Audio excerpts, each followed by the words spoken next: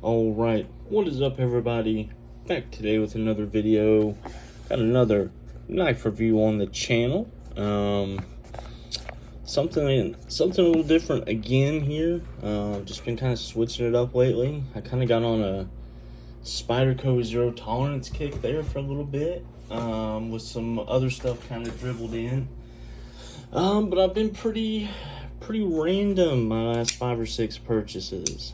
Just kind of random stuff that I like, random companies, and we are continuing that here today with an Arcform knife. What do you know about Arcform? What do I know about Arcform? Nothing, but they make a good knife, so let's get into it. Got the A right here, really nice packaging, slimfoot titanium. So this is pretty much like ProTech packaging, and ProTech makes a version of this.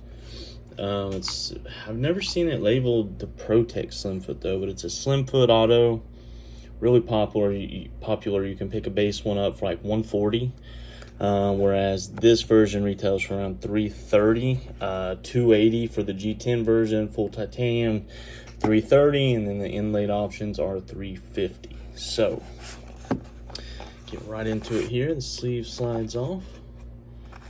Nice little paper there. You get a sticker. And here is the knife. And it's just styrofoam rest of the way through there. Let's put these back.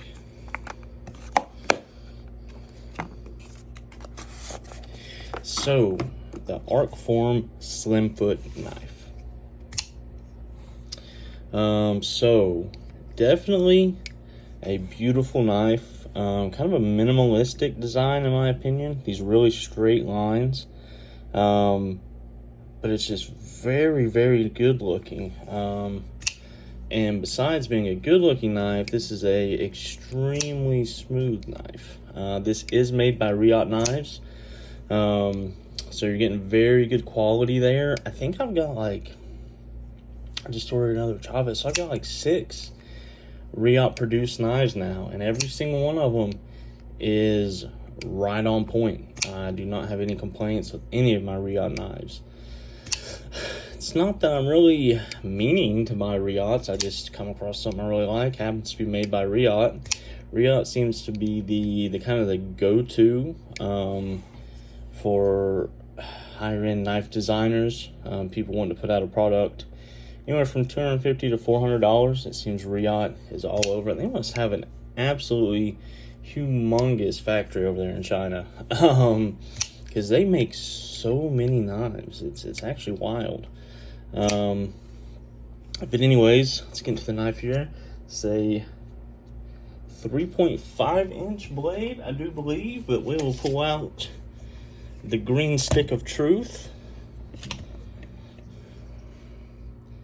from the back there, right at 3.5 from your sharpened edge. Sorry, 3.75, but from your sharpened edge, right at 3.5. Overall, knife is right at 8 inches, I do believe. Oh, right under. So you're right under 8 inches. Overall, it's a fairly good sized knife, which I definitely appreciate. I prefer a larger knife.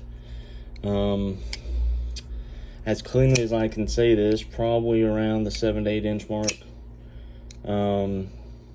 is my knifing preference. Me and my ex have that in common, but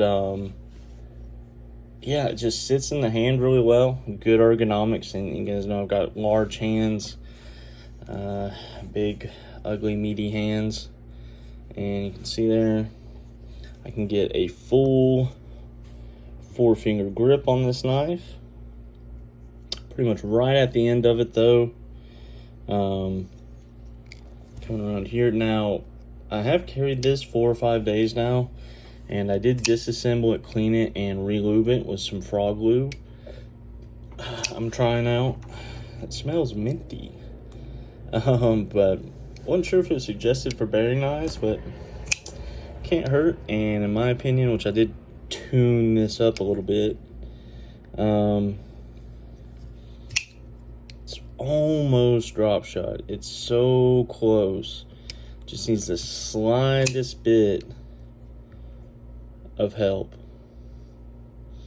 So you got the flipper tab back here, kind of an odd shape, and you've got your lock face here, which is exposed, and that's kind of the first time I ever came across that. I don't think it would ever be an issue though. You know, if you nicked or gouged that, I don't know. I think that would be a rare thing if that did happen. Moving around, you do have the fins here that a lot of people do not like. Now on this knife, I haven't really noticed them. And the pocket clip here, obviously milled titanium. Very effective pocket clip. It goes in and out of the pocket well. You can see there's, because sometimes these titanium clips, like on all the pinion knives, I'll show you this one. You see that clip, super stiff, really hard in and out of the pocket. But this one's got really good retention. So I really appreciate that. Comes in and out of the pocket well. This is a pretty heavy knife overall. Gosh, what was the weight specs? I had it, I looked it up. I must have around 5 or 6 ounces. It's pretty heavy, and you can definitely feel that in the hand. You do get a pretty large blade on here though. It's at 3.5 inches, pretty thick stock. And you can, when you let it guillotine on you here, you can feel it, and then when you flip it out, you can really feel it.